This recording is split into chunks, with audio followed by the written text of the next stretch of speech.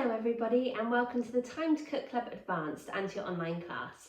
So today we're going to be making sticky toffee pudding.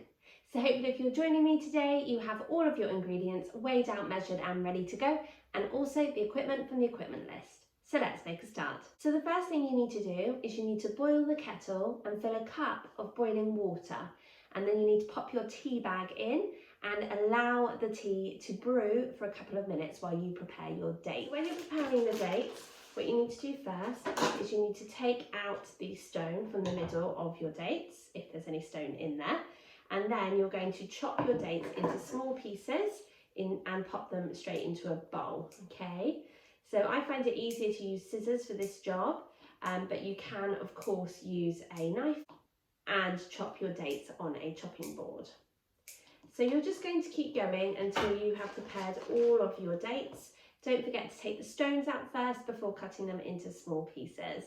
Join me back here when you've finished and we can continue with our recipe together. Okay, welcome back. So hopefully by now you have chopped your dates into small pieces and also removed the stones. So now what you need to do is you need to very carefully take out the tea bag of your mug of boiling water, remembering that the water will be absolutely boiling, and then just pour that tea over the top of the dates. And with a spoon you can just make sure that all the dates are covered with the tea.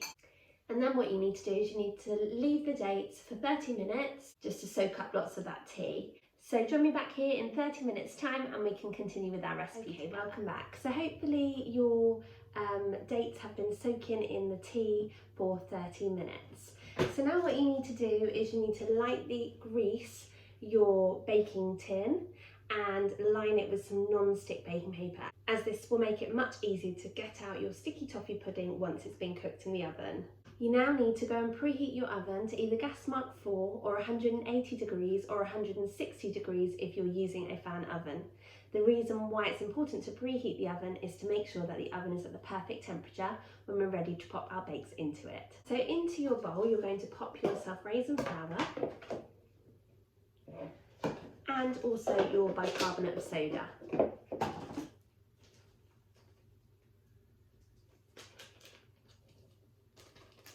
And with a spoon you're going to stir those ingredients together.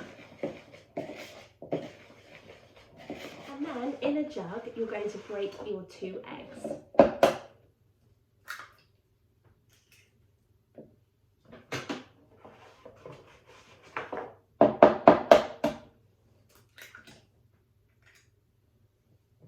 If you do have any egg on your hands, it's really important that you go and wash them now. And with a fork you're just going to beat your eggs until the yolks and the whites are all mixed together.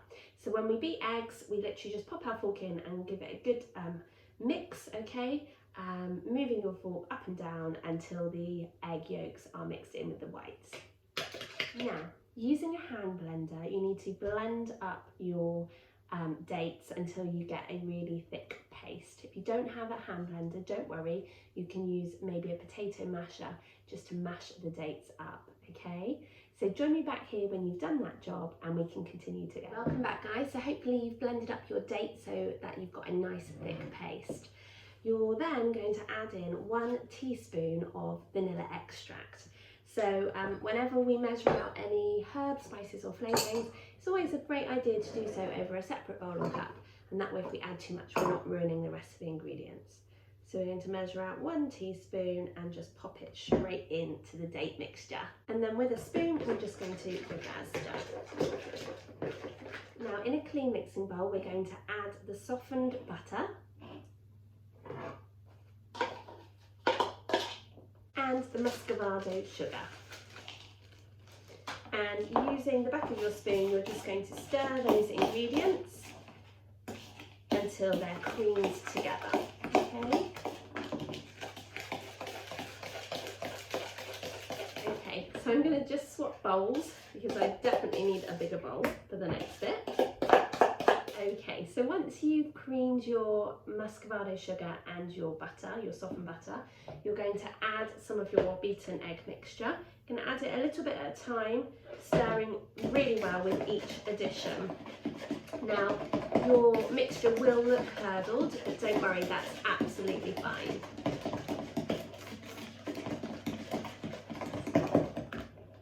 once you've stirred in the egg, you can add some more and repeat.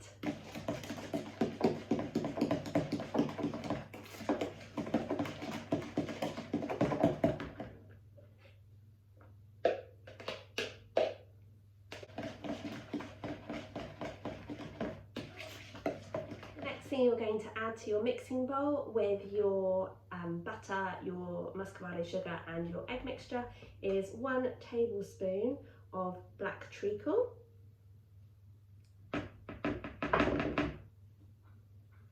and also 1 tablespoon of golden syrup. And again, you're going to give those ingredients a good stir. Now what you're going to do is you're going to fold in half of the flour mix. Now when we fold ingredients into a mixture, we don't just stir it, we make the letter S with our spoons and then slash down like this. Okay, so we're going to fold half of the flour mixture into the mixing bowl.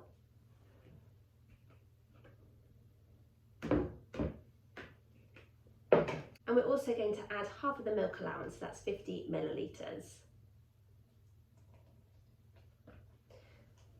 And we're going to fold those ingredients in. So we're going to make that S shape and then slash down. And keep using the spoon to scrape down the sides of your bowl to make sure that those ingredients are being really well mixed in. Okay, once you've folded in the first addition of flour, you're going to pop a little bit more in. Okay, so about half that amount that's left with the remaining milk allowance, so that's 50 millilitres of milk. And again, you're going to fold that in. And then you can add the remaining flour.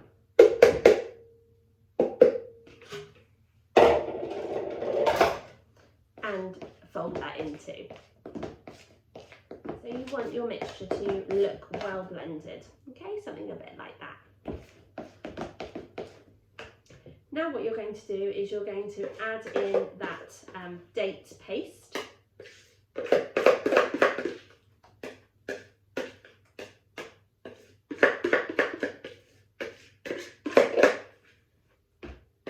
And you're just going to stir that gently into your mixture.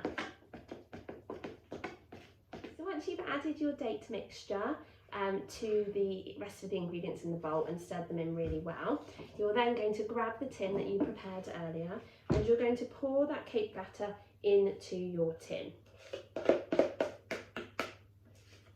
Now if you have a spatula, then you can use it to just make sure that you're getting all of those lovely ingredients out of your bowl and that you're not wasting any.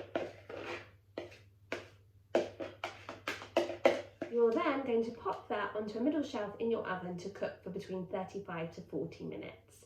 You can test whether the cake is done by inserting a sharp knife into the middle of the cake. If it comes out clean, then it means it's cooked, and if it comes out with a bit of wet mixture on it, it means that you'll need to pop it back into the oven to continue to cook for a further 5 minutes before testing again.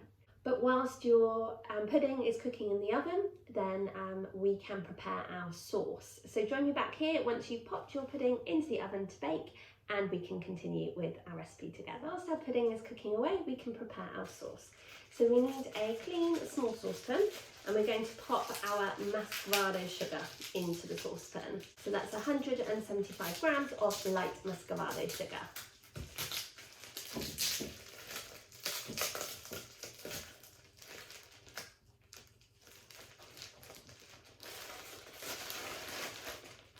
So you're then going to chop your 50 grams of butter into small pieces.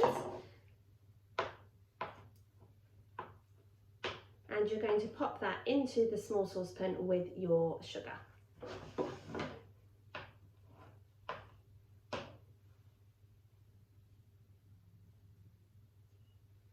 Along with 112 millilitres of double cream.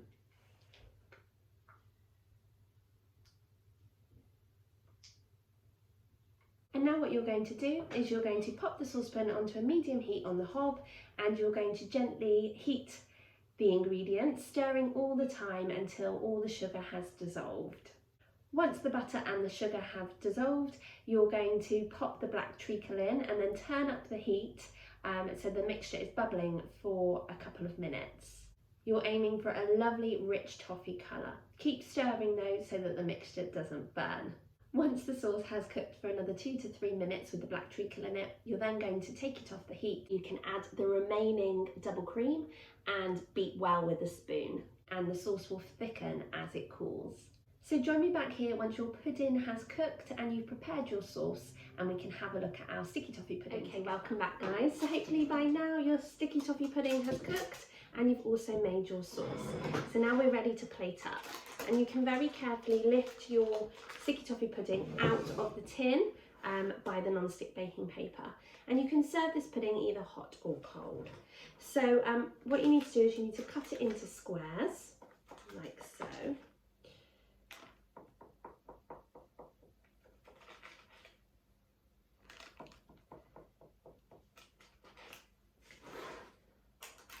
And then to serve, what you can do is you can just loosen that off. Okay, so you can pop a little bit of the sticky toffee sauce onto a plate or on a bowl. Okay, so just drizzle a little bit on the bottom, like so, before adding a piece of the sticky toffee pudding. And then you can just drizzle some of the sauce on top as well. And for an extra special treat, you could always serve it with clotted cream or ice cream. So thank you so much for joining me today to make your sticky toffee pudding. I'm sure you'll agree it looks absolutely delicious. Thank you so much for joining me today. I really hope you enjoyed cooking along with me, but more importantly, I hope you enjoy sampling your fabulous bake. So that's it for our Staycation in the UK menu for July, but we'll be back again in August with another delicious menu which we'll be announcing to you soon. Can't wait to share all the fabulous bakes with you. You're going to really love them. Have a wonderful rest of your week, and I look forward to cooking with you guys again soon. Bye!